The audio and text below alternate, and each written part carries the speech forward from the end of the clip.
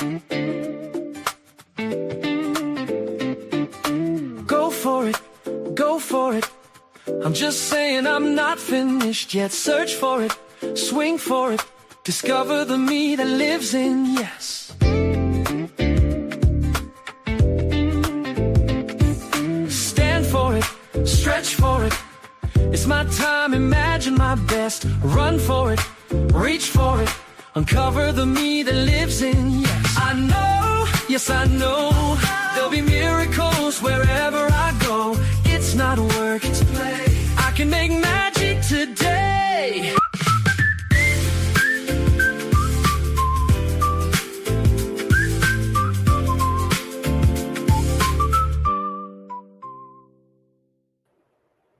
Hi, everyone. Welcome to Senior Nation. I'm your host, Phyllis, Ayman, and you are listening to the Source TV Radio Network, WTSN, Washington, D.C.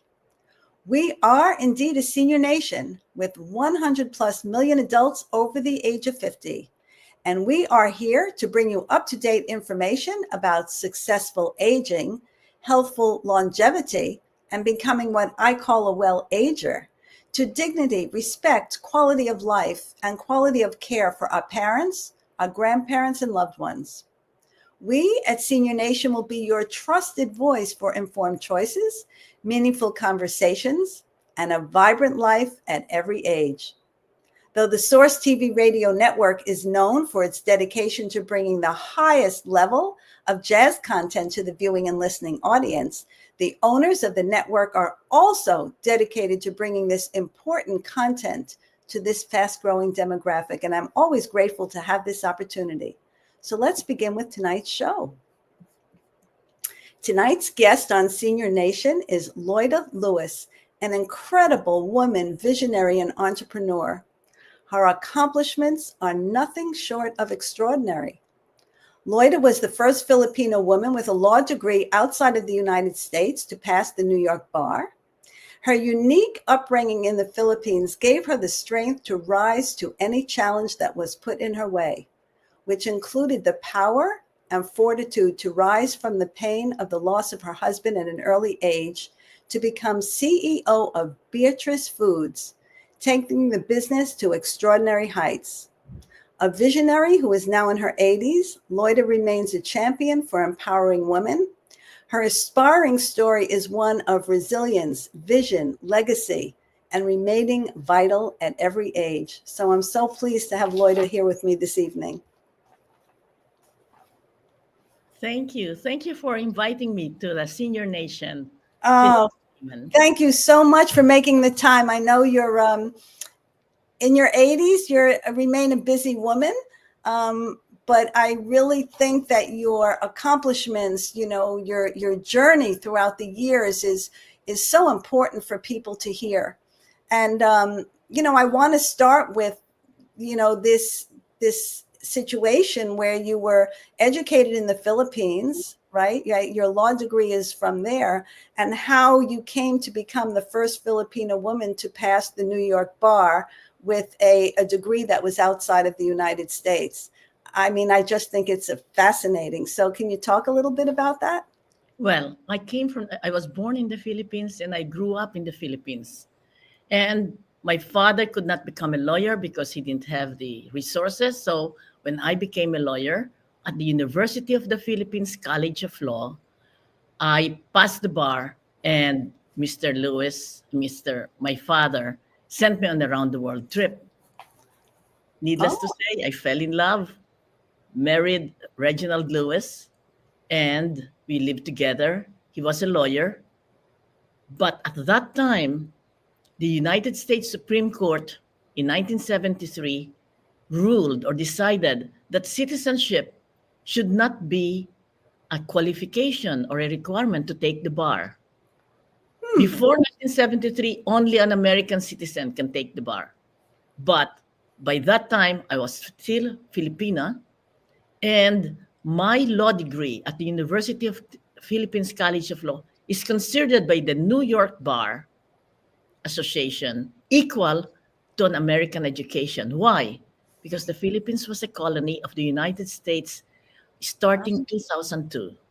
And Oh, until we received our independence in 1945, our laws in the law school were copied after American laws, constitutional law, wow. labor law, insurance law, administrative law, all of that except trust and estates. And so UP, College of Law, was considered equal to an American university. And so when citizenship is no longer a requirement, I applied to take the bar, I had to pass it, and I passed it the first time. But, and that doesn't surprise me, I have to say. But because as I was saying before the show, you know, I've worked with a lot of people from the Philippines, both males and females in the medical care space. A lot of nurses come here, also physical therapists, but mostly nurses. And I know the discipline and the diligence that they have in terms of education. So that doesn't surprise me at all. But so yeah, that is quite a story. So my question though is, since the coursework was based on the U.S. Constitution and the laws of the United States, but were the courses taught in English or in Tagalog, which is the language of the Philippines? Well, ever since we had the Philippine Revolution in 1898, and we won it, but by that time, United States of America was flexing its power. It's the only country, first world, that did not have any colony. And since there was the Spanish-American War, America, Admiral Dewey, came in 1898 and defeated the Spanish crown. And there was a Paris treaty where for $20 million, Spain ceded the Philippines to the United States. So we are the only colony that was bought by the United States for $20 million. And from that time on, up to when the U.S. Congress allowed us to have, all right, you're an independent nation now. Around 50 years, we were an American colony. So from that time on, from speaking Spanish, and 2002, we were taught English. In 2006, there was a whole shipload of American teachers that came to the Philippines, and they, separate from the Spanish colonial masters, America was very liberal. Instead of limiting education to just the upper class, these 1,000 Thomasites, because they were in U.S. Thomas, the name of the ship, they spread all over the United States and started teaching us in English. Oh, so it's 50 interesting. years we were under the American rule. So interesting, because that part of the story I didn't know, but I did know the Spanish part of the story.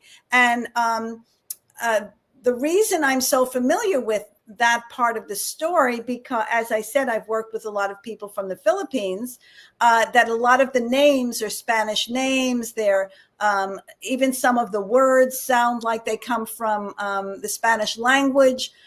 Some of them have a lot of similarities. So I knew that part of it. I didn't know this part of the story, which I think is fascinating. That's really incredible. So you came here. The historian, Phyllis, the historian always says, for 350 years, we were in a Spanish convent. And then in 50 years, we were in Hollywood. That's pretty funny. And you referenced, you traveled around the world and met your husband and fell in love. And I understand that he passed away at a young age. And I wanted to talk a little bit because you became CEO of Beatrice Foods, and had he started Beatrice Foods or you started it together? What's the story behind Beatrice Foods, which was a global company that you took from its beginnings to become a $1 billion organization? Well, I think for the readers, it will not do justice to Mr. Lewis if I didn't start with how I met him.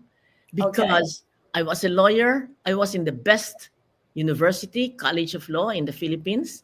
And of my classmates, men and women, but basically men, I was such a strong individual that I know I will not marry again. I will not marry. Why? Because I didn't want to be the person wearing the pants. I didn't want to be my husband. So if I'm going to be wearing the pants in the family, why marry? But when I met Mr. Lewis, he's African American. He had great dreams. His dream was to become the richest black man in America. I didn't know what then. Only when he died, his aunt told me. Why? Because being black in the United States, already you are considered inferior. You are not up to par. And so when he was 5 years old, 6 years old, with his grandpa and grandma talking about how all the good jobs and all the good homes go to white people. So when he came out of the bus with the towel around him, he asked, why should white guys have all the fun? Right. So from that time on, his aim was to be the best. And he was able to go to Harvard Law School without even applying. And he had a very successful law practice. By the time I met him, he was just an associate. He had the salary of a law associate at Paul Weiss. But when as started to get to know him, I said, wow, this person is somebody. Right. In fact, when we decided to get married, I had cold feet. And so we left. My sister and I left. But on the plane, I was so sad. I knew I will not meet somebody like him again. And so that's our life story. We got married in the Philippines and then started his career as a lawyer. But at the back of his mind, he's going to buy a company because his term paper at Harvard Law School, that's where he came from, was in order to get rich, you have to do merger and acquisition. So before you go all the trappings of success, a brownstone in Manhattan, a second home in East Hampton, a a Mercedes, 450 SL, but it was not enough. I just want to How did he buy TLC Beatrice? Wait, Loida, I just want to say, Denise Young asked this question. I want you to answer it. Did you practice law at any point in time? Yes. As soon as I passed the bar, I applied for a position with Immigration and Naturalization Service because there were 11 positions available. After waiting for 1 year, wow, they didn't take me. Why? I'm so good. Right. I'm equivalent to a Harvard graduate because I came from UP, the Harvard of the Philippines. I said, Harvard graduates will not apply here. They will apply in big law firms. Right. So why was I not taken? I think I've been discriminated against. And I filed a discrimination case against the government. And after 6 months, the INS, Immigration and now it's called ICE, but yes. INS, then Immigration and Naturalization Service, did not produce the biodata of those 11. And so the judge says, well, since you did not produce, let's look at her qualifications. She is valedictorian in high school, cum laude in college, in the top 10% of her graduating class at UP. She speaks 3 languages. So because they did not produce the qualifications of those 11, she has been discriminated against because of her national origin, Filipina, from the Philippines. Race, I'm brown. Gender, I'm a woman. Give her 3 years back pay because it took that long before. Wow. So listen. So for 10 years, the question, did you practice law? For 10 years, I was with immigration. Practicing law in the sense that I was an attorney for the U.S. government at the Immigration and Naturalization Service. So now, Mr. Lewis bought Beatrice International. We moved to Paris, and that's when I stopped. 10 years of practicing law as a government lawyer. And I said, I have all this knowledge. I don't want to lose it. So I wrote the book. Okay, so wait, we'll get to that. But Stella is saying, Stella and Sanchez, which goes back to the Spanish the Spanish influence in the Philippines. She said, I'm Filipino and very dark skinned. Do you think your fair complexion was an advantage in the United States? Great question. No. It's not my complexion. It's my intelligence. It's my common sense. It's my decision that nothing can stop me if I want to get somewhere. And I know myself. I'm good. All right. So, it's not like I'm brown, I'm light brown. No, don't consider you are a child of God. What's her name?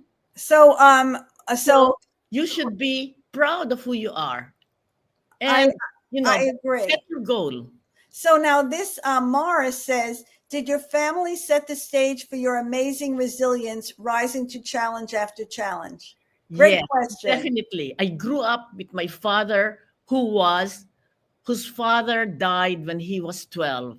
And in the Philippines and many other countries, especially in Asia, you have a rich uncle, you send your eldest son. And that's what my grandmother did. His mother had 3 boys. My father was the eldest. And so he was sent to live with a rich uncle. And he saw how his rich uncle was very entrepreneurial, a movie house, a bowling alley, construction company, etc. So in his mind, I'm going to be like my uncle, but I want to be a lawyer first. And when he was successful, he did not finish law. He was a very successful businessman, furniture store, Nicholas Furniture or Nick Fur. Every evening when he comes from Manila to our province and we have a very luscious dinner, we will go to the balcony and look at all the town. And then he starts it. Now I call it brainwashing or transmission of values. So Morris, first thing that he would say, what are the 5 secrets of success? He doesn't want to wait. He doesn't wait for us to answer because we know the answer. He's been repeating it every weekend. Hard work. And then he will give an example of how hard he worked from being orphan or fatherless to having this very successful business. Common sense. And he will give an example where he used his common sense. Determination. He would give an example. And one of that example was that he was collecting lumber and it was passed, you go to the river and the ship will take it on. There was a typhoon and the logs came loose. And what did he do? He jumped into the water. He could have been killed. But he took that, so that the logs would not get lost. Resourceful. Right. Number 4, perseverance, meaning you fail, try and try again. Correct. And number 5, faith in God, because with God, everything is possible.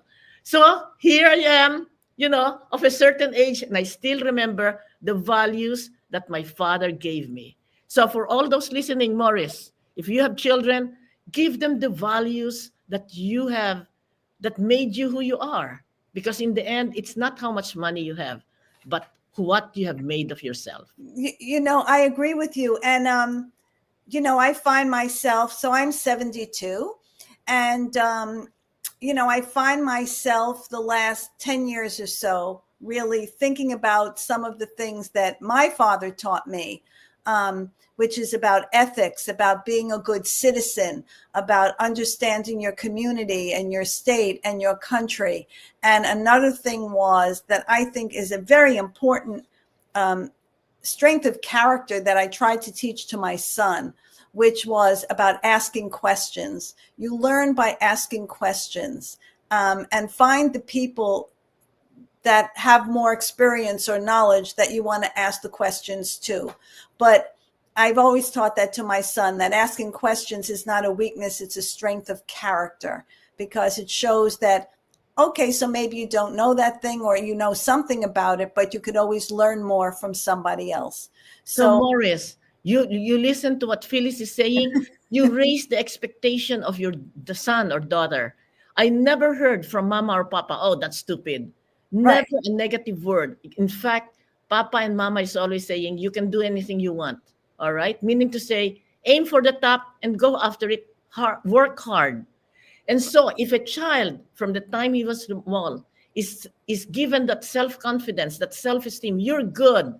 You're good, if not better than, no, you're good as anybody else if you work hard and you have set your goal. So That's how my family, my father gave me that strength to, go for something. And you fail. So what if you fail? You can rise again. Tomorrow is another day. Right. So interesting you say that, because my mother had a sign. She had written it out, and I think it was Henry David Thoreau, if I remember correctly. I could still see it in her handwriting, and it was, "In the long run, men hit only what they aim at. Therefore, though they should fail immediately, they had better aim at something high." And Lady Beatrice says, is that said, Beatrice? You are in your 80s. Is aging looked at the same in the United States as in the Philippines, which is the next area that I wanted to cover. And you and I talked about that. How does aging or respect for elders differ in the Philippines as opposed to the United States? And I know there is a huge difference. Huge difference. Huge, We respect our lolo and lola, grandma and grandpa. They hold a certain elevated state, okay, for our grandma and grandpa. We call them lolo, lola. And one of that is that we are trained from the very start to make mano po, meaning sign of respect. You take their hand and you put it on your shoulder. Correct. I've seen that many times. On your forehead. Right. That's a sign of respect. So I've seen that. for older people, we are very respectful. And sadly, in the United States, the culture is used. So it's not translated. And I'm trying very hard to teach my daughters, because my husband is African American, respect for elders is very strong. So both of us have the same values. Right. For my children, you don't answer back your mother. Okay. Right. And they, so they're punished. And so for my grandchildren, whenever they raise their voice against their mother or father, I tell them, you don't shout at your mother. Right. Don't shout at your father.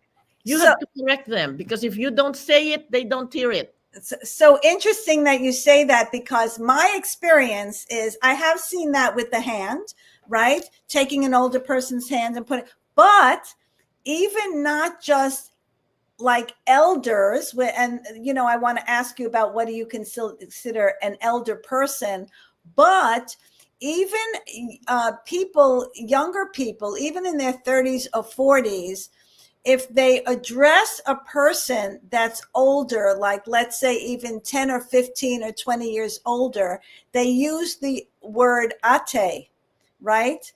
Always. Ate means sister. So and sister. Older is tita, which is Right. auntie. Right. And very, very long, lolo, lola. Right. I have never been in a situation with any Filipino who addressed an older, like a woman, especially, even like I say, if it's 10, 15, 20 years, it was always ate, whatever. So I'm certainly well aware of that. Now, Mel says, my mom taught me that when someone says no, it really means that you haven't given them enough information to say yes. Well, people say no for many reasons. Maybe that's part of it, but it's really depends on you, Mel. All right, somebody says no to you, then either you have not done the work, or they think you are not capable of doing it, or it's not the time for you. So there are many reasons why people say no. But if you are intent on something that you deserve, or you go after it, eventually, even if they say no, you go another path. Correct. I don't know if I can explain it, but no, but I agree with you. I learned, and it really, I would just say in the last 5 or 7 years, that if you ask somebody something or for something, or you want to do something with someone, and that person says no, then they're just not the person. And it's not the right time, or it's not the right person. So that means you go on to something else or somebody else, because as they say, I don't know if you know this expression or how it translates into your language, when one door closes, another one opens, right? So okay. That's not the door to go through. There might be another one. Okay. But in a way, Mel is right, because the person who says no, you can convince. All right? Mr. Lewis wanted to go to this Harvard summer program when he was a senior at Virginia State. but he was disqualified because they only want junior. So the faculty, the teacher who was in charge of it was saying no. But every day he was there with a new score on his math or a better score on his essay contest. He hounded that professor every day for a month. So in that sense, Mel is right. Right. The information he gave and the persistence in which he did it, finally said, all right, you can go. Right.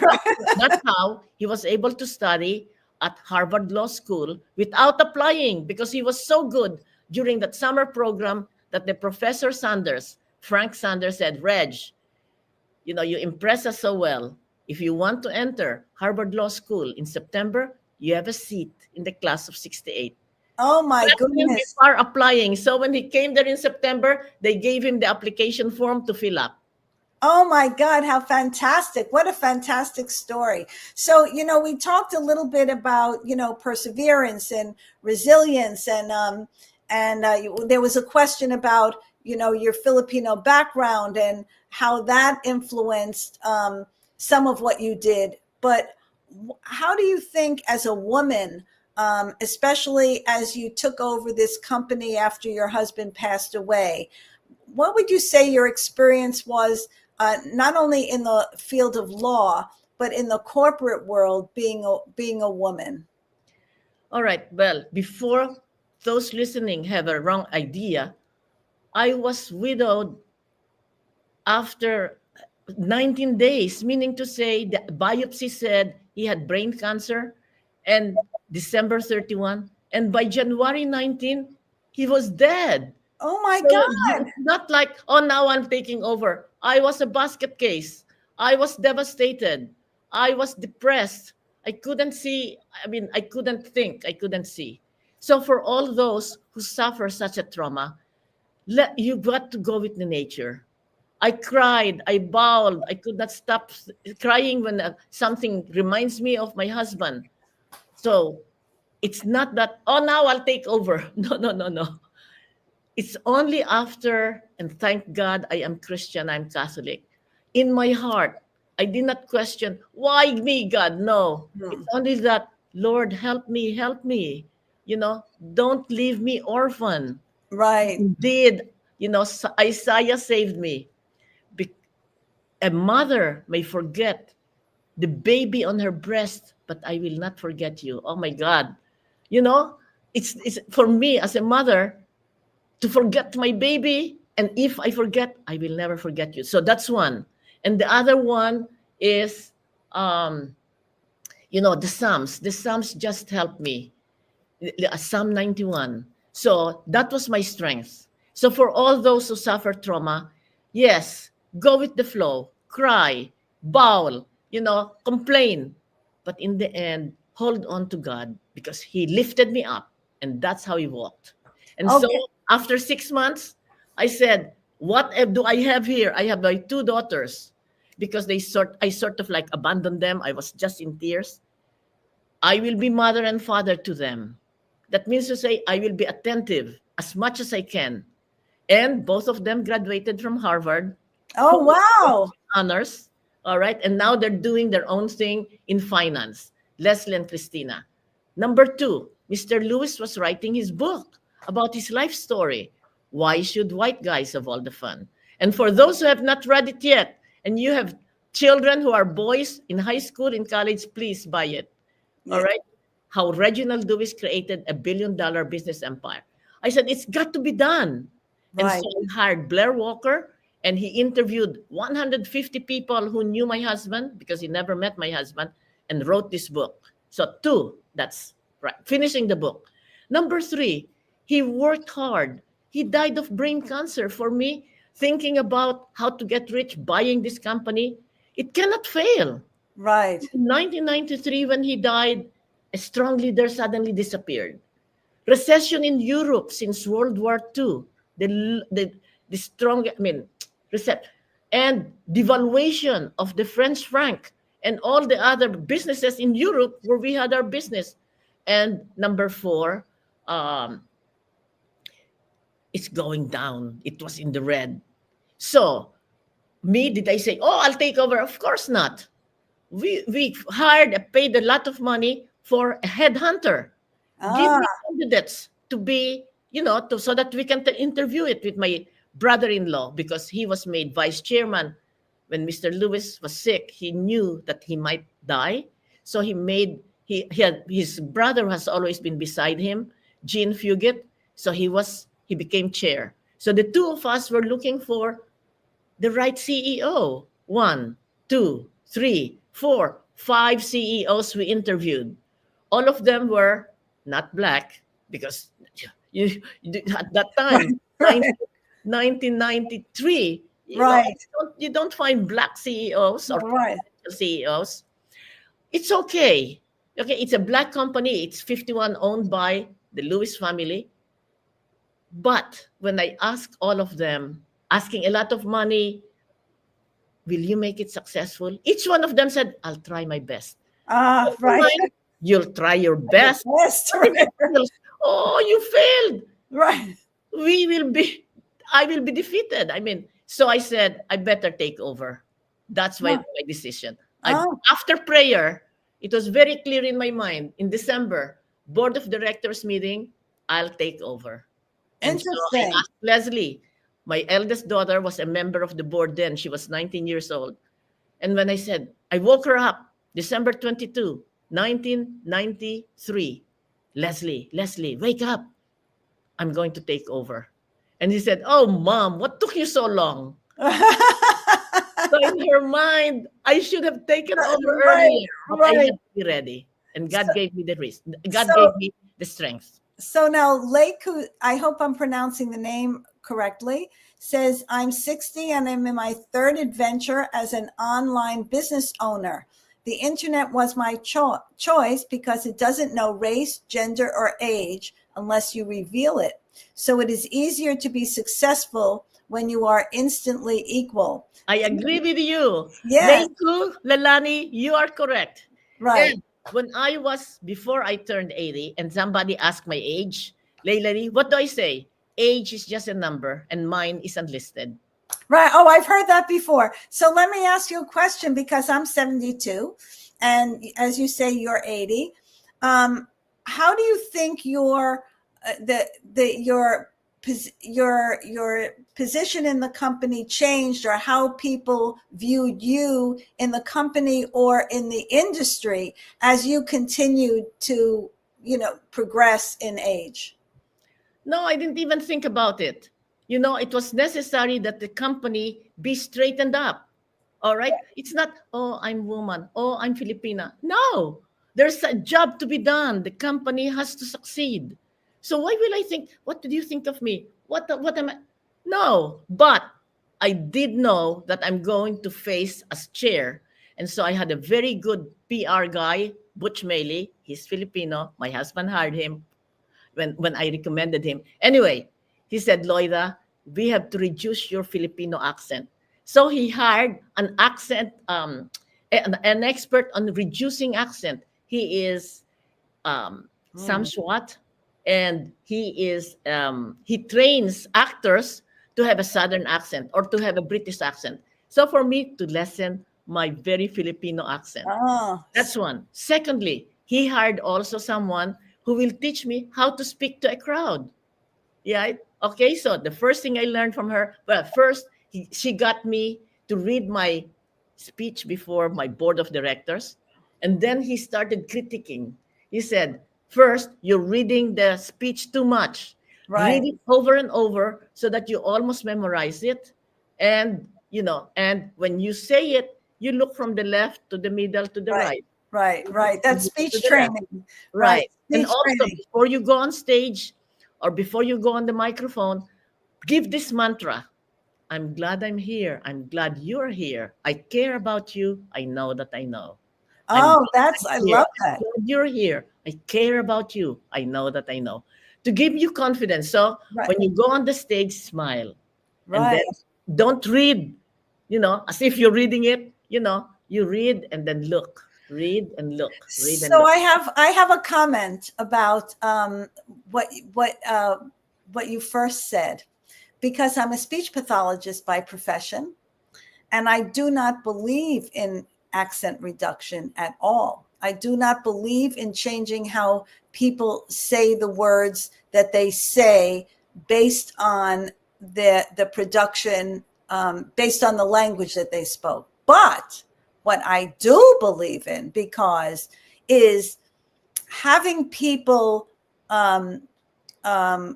speak in a way so that people can understand what's being said, rather than the person talking and they lose track of it and they say, what did the person say? So they're losing the message. So when I work with people like that, I work with, reducing your sentence lengths, speaking slower, using more pauses so that people can digest what's being said. But I actually don't believe in accent reduction, although I know people work with actors to, obviously, if they have a role and they have to sound like they're from the South or from wherever, that's a different matter. But so I think that's very interesting. Johnny Berry says, did you decide? No, wait. Oh, okay. Accent, I decided because I don't want people concentrating that I'm speaking with a very, very accent. I want them to listen to what I'm saying. And so rather than, I had to reduce my being so Filipino, all right, saying the instead of that. Small things like that. So that's my purpose. I want them to concentrate on what I'm saying rather than identifying how I mispronounce a word. That I understand. And also it was a different probably point in time than it is now. That was years ago. So it's probably a little different now because there are people here from all over who have so many different accents and speak in different ways. And I don't want to say that it's accepted, but people understand that that's the case, and it might have been different back then. I'm thinking possibly. Jenny has a question. Yes. Did you decide to sell Beatrice Foods because of advancing age or simply market conditions or both? Great question. I never decided anything because I'm getting old. No. I mean, in fact, in my mind, I'm not 80. I don't feel 80. Correct. So why did I have decided market conditions? Because when Mr. Lewis bought the company in 1987, the biggest part of the company was French supermarket business in Paris, Franprix and Leader Price. And he made an agreement that within 7 years from 1987 to plus 7, 1987 plus 7, what's that? 2000? 1987. What did you say? 1987. He bought it in 1987. 1987. He died in 1993. 1990. So died, that's 6 before years. he died, he made an agreement with the supermarket that 5 years later, in 1997, I have a right to put and call, meaning to say we agreed that in 1997, I can buy them out because we were majority owner for a multiple of 13. And they can demand that we buy them out on a multiple of 15 of their profit. Oh, okay. So at that time, they have a business called Leader Price that's increasing in value because it was, the number of stores was growing fast from 5 or 10 stores like supermarket, like 7-Eleven. Everything in the store is called Leader Price. But you bite into the crackers, it tastes like Rick's crackers. You drink their cola, Leader Price cola, it tastes like Coca-Cola. But the price is 30, 40, 50% less than the branded name. So the supermarket, or I call it Leader Price stores, was like 10, 20, 30, 40. By the time it was close to put and call, we had 250 stores. Oh, and so wow. the value of the supermarket has gone up and up and up. And if we wait until the time that they can exercise the put and call, it will be a huge financial obligation. Right. So, Johnny, what did I do? Okay. We had to sell. Why? because 2 years before we sold, the French government decided we don't want Walmart. We don't want Aldi in Germany. We don't want another, supermarket chain in England. So they put up this law that from now on, any foreign supermarket cannot come in unless they do 1, 2, 3, 4, 5. Very onerous. And at that time, the value of French supermarket flew to the roof, multiple of 33. Oh, wow. So we had this put and call of 13 and 15 multiple. But the market was buying stocks of supermarket at 33 multiple of net income. And so we sold the business. So he says a multiple of 10 is seen as extraordinary, but 13 is unheard of. No.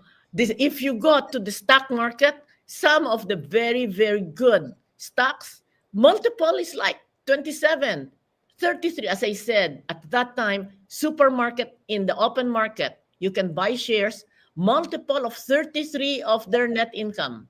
Oh, wow. And so what did I do? I sold the company on an auction. And Casino, which is a French supermarket, bought us for a multiple of 27. Wow. So, you appear, you're vibrant, you're full of vigor, you're vivacious, you have a lot of energy and vitality. What do you think the important components and the ingredients of aging in a way that allows you to be this way at the age of 80? What would you say to people about that? For, as I said, age is just a number. It's really what you think and what you feel. And of course, I took care of myself. I didn't just eat and grow 3,000 pounds. You have to have a self-value. I am a child of God. I am Filipina, first of all. My mother and father have expectations of me. My husband married me because of what I am. So, and then I became CEO. I didn't want to look awful. So I saw to it that I kept my weight, that I wear good clothes. You don't want people to be distracted. Oh, look at that. She's CEO. Look. You don't want that. You want to present a certain gravitas. Right. I am CEO of this $2 billion. By the way, from $1.5 billion revenue, I raised it to $2.2 billion revenue. But that's beside the point. Right. What I'm saying is that for those who ask the question, did you decide because you're growing old? Yes. You grow old in your mind. Correct. Right. I agree with you 150%. It's how you feel about yourself and your age. It's the same thing that you said. So I'm 72. I have no reference to what that really means. The only thing that I could say that where I've seen, I'll say a change or a difference is, my outlook about certain things, my attitudes towards certain things. I think there's a different maturity or a different way of approaching certain things that I would have done maybe differently 10 or 20 years ago. And it's probably maybe a better approach now. I mean, that's what I'm thinking. I'm more deliberate. I'm more careful than I was. But other than that, and I think that just comes with experience and a journey, but I don't identify that having to do with age is what I'm saying. But for those who are listening, it's not like, I'm eternal youth. I have left hip hip replacement, my right hip replacement, my knee had a meniscus tear, I had my front teeth knocked out. Okay. And, but, you deal with it as it comes, you deal with it. And I agree. At least in America, there's very good insurance. If you work hard enough, you have good insurance. There's Medicaid, Medicare, which this president in the White House is trying to knock down. Right. That's a whole other conversation. For those who are listening, you take care of yourself. I agree. Why are you not walking? That's a very inexpensive form of exercise. Correct. Or you look at the internet. They're always there. If you are 50, 60, This is the exercise for your knees. You know, the internet has everything. Ask it. Ask the question. It will come up. And I think a couple of things, you and I have talked about, it's mindset. It's a positive mindset. It's about gratitude. And I wanted to ask you, because we're coming to the end, about what led you to write your book, which we have a graphic of it. Why should guys have all the fun? Can you show it, please? For people yes, I want to see the cover of the book. But first, the very first book was when I quit INS. How to Get a Green Card. It's still available on Amazon.com. Oh, okay. How to get a green card. Yeah, I'm not actively doing it. Okay, and then after after talking about Mr. Lewis' book, Why Should White Guys Have All the Fun? I said I have a story to tell. So after 30 years, I said, why should guys have all the fun? An Asian American story of love, because I did fall in love. Marriage, because after saying no to him 3 times, we did get married. Motherhood, because I have 2 girls, while Mr. Lewis was climbing the corporate ladder and running $1 billion business empire, because I did run $1 billion business empire. So, I wanted you to maybe address some takeaways from the book that I found. Oh, wait. Eloise says, we have biased expressions about aging. Please tell me you don't look your age. I answer, what age should I look? And I want to address that, because I say the very same thing. When people say, oh, you don't look 72. I say, well, what am I supposed to look like at 72? But that has to do with the preconceived notion that we have, especially in this country, of what an older person is. And that is somebody who's frail and hunched over and wrinkly and dependent and needs help. And that's what my mission is, to try and change that view that we have about older people, especially as people are living longer. And there are more people like you, like me, who are vibrant and energetic and have full of life. And so that's part of my mission. So I want to. For those who ask me, oh, you don't look your age. Thank you. Thank you. Big gratitude is the best. Yeah, I agree. Gratitude is very important. Yeah. So these are the some takeaways that I found from your book, and I was hoping you could just address them briefly. Women can be effective leaders without emulating the negative behaviors often exhibited by powerful men. When setting your life's goals, be flexible. Try always to be full of joy and gratitude, as you just said. Listen to your body, and everything will be all right in the end. So can you just talk about those 5 takeaways briefly? Well, what the first one is? That women can be effective leaders without emulating the negative behaviors often exhibited by powerful men. Yes. All I'm saying is that you don't have to say, MF or FUCK or SHK. Okay. If you know where you're going and you have a sense of who are with you, well, first of all, that's the first thing I did. Those that was not in sync with me, and because we were, losing money, I reduced the corporate staff by 50%. I gave very generous pay to all the executives, and I just kept 3. My taxman, because I don't know anything about tax. My COO, meaning to say he knew Beatrice even before my husband, Dennis Jones, my husband, bought it, and my PR, Butch Maley.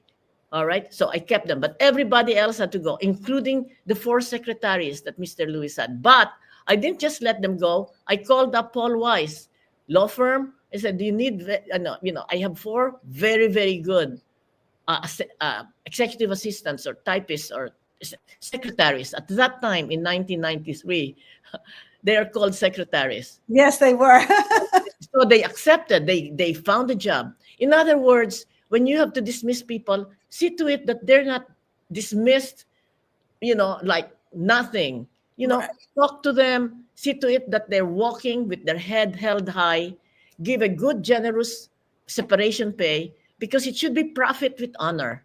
I love that. And yeah, I would say, if you have to dismiss them, but don't be dismissive of them as a person. I think that's what you're Well, saying. Treat just them like with just dignity like and the man respect. in the White House sending it by text. Yeah, right. That, yeah, First, your humanity. right. Always Exactly. keep your humanity, please. Right. What's And the so second one? the second one was when setting your life's goals, be flexible. Well, it happened to me. I was Right. never going to get married. I was going to politics because my father had set up Loida Theater when I was 7 in our province, so that when I'm ready to run for public office, I already have name recognition. But I met Reginald Lewis. Surrender. Right. I love I was that. But flexible. he asked you, but you said he had to ask you 3 times. So you didn't Because, surrender right of away. course, of course. First of all, I came from a very conservative family. And so when he was getting very, very audacious, I said, no, goodbye. I won't never see you again. So I have a question about that. Wait, I have a question about that because I'm Caucasian and my ex-husband was from Jamaica. So he was black, right? Uh, Um, and I know that in certain cultures, I know my own, and I was married in 1977, if I remember correctly. Um, in certain cultures, it's frowned upon to marry somebody outside of the culture. Like in the Indian culture, it's like that. And what about the Same, Philippines? same, Right, same. We were 350 years under Spanish rule. So if right, you're fair, you're good. If you're dark, no good. So we have right, this colonial mentality about, color. right, right, right, So your question is, how did I fall in love? Because we were raised by mama and papa, especially right, papa, who never said, oh, don't go with that, they are poor. Don't go with that, oh, she's pretty because she's white. Never heard it.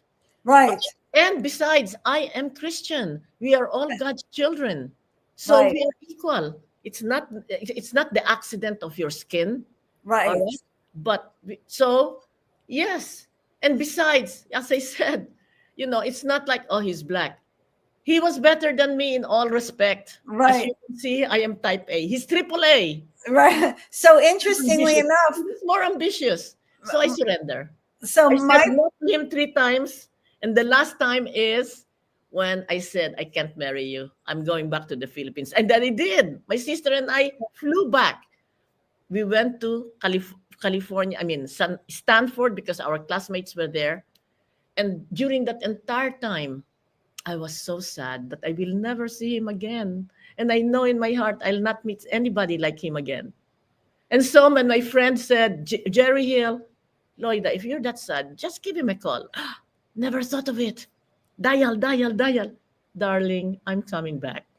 Oh, that's a beautiful story. So my father used to say, "Don't judge a book by its cover." So it's a similar concept, right? Every person is a person. Don't judge them by their outward appearance, no matter what that is. And I've grown up with that my entire life. So that's been my Good approach. lesson. Good Yeah. lesson.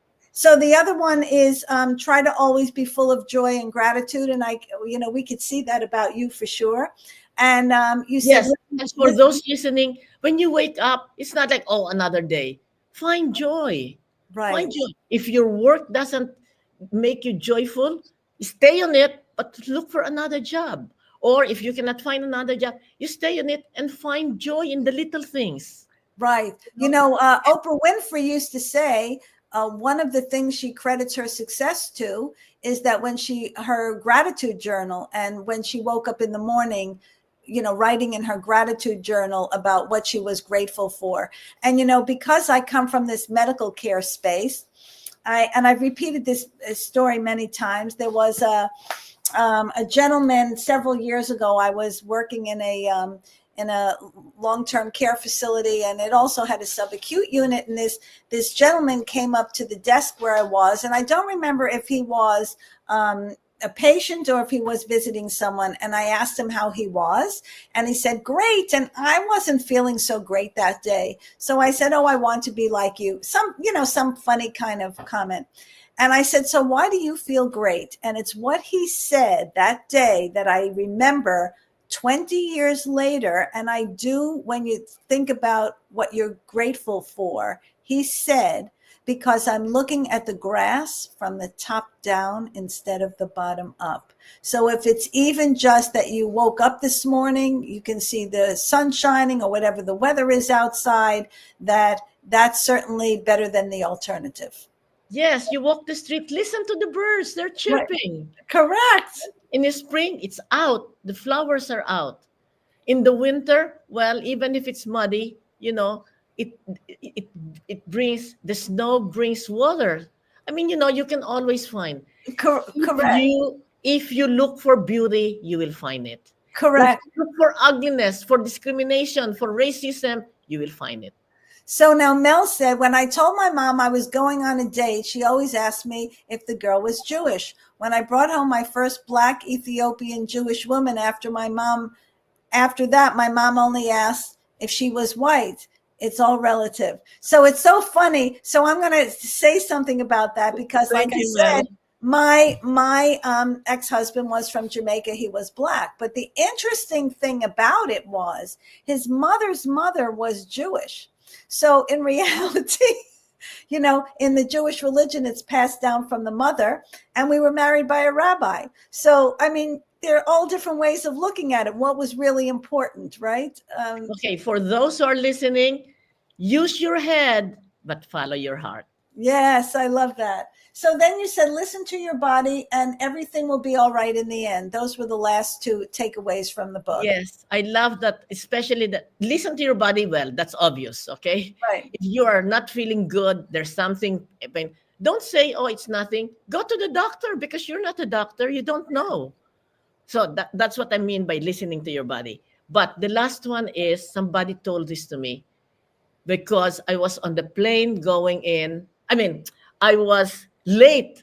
It's 10 minutes late. Okay, so I was looking at my watch and the woman behind me said, oh, don't worry. Everything will be all right in the end. If it's not all right, it's not the end.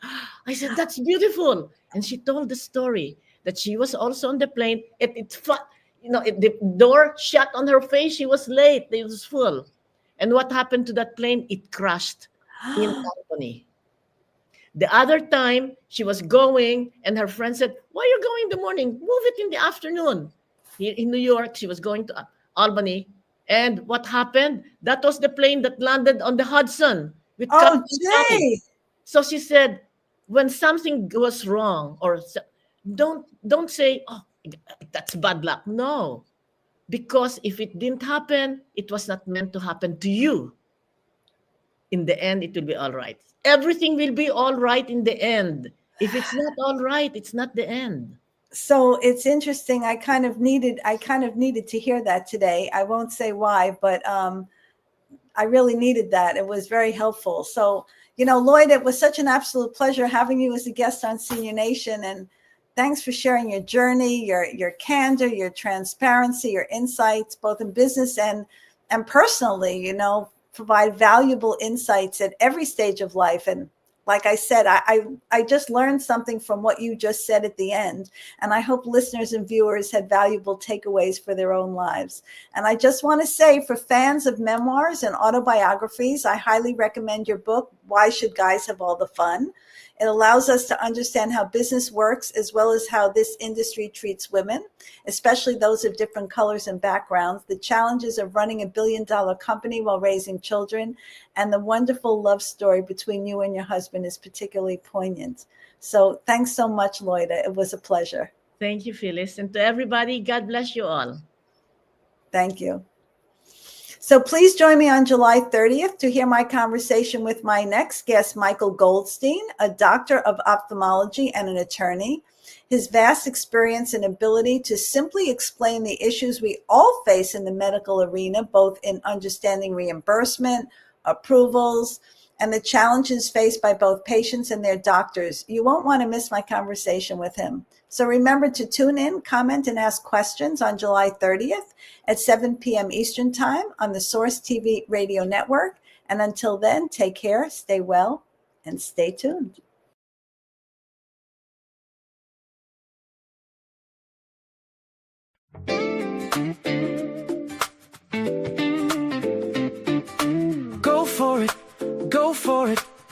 I'm just saying I'm not finished yet. Search for it, swing for it, discover the me that lives in yes. Stand for it, stretch for it. It's my time, imagine my best. Run for it, reach for it, uncover the me that lives in yes. I know, yes I know, there'll be miracles wherever I go. It's not work, it's play. I can make magic today.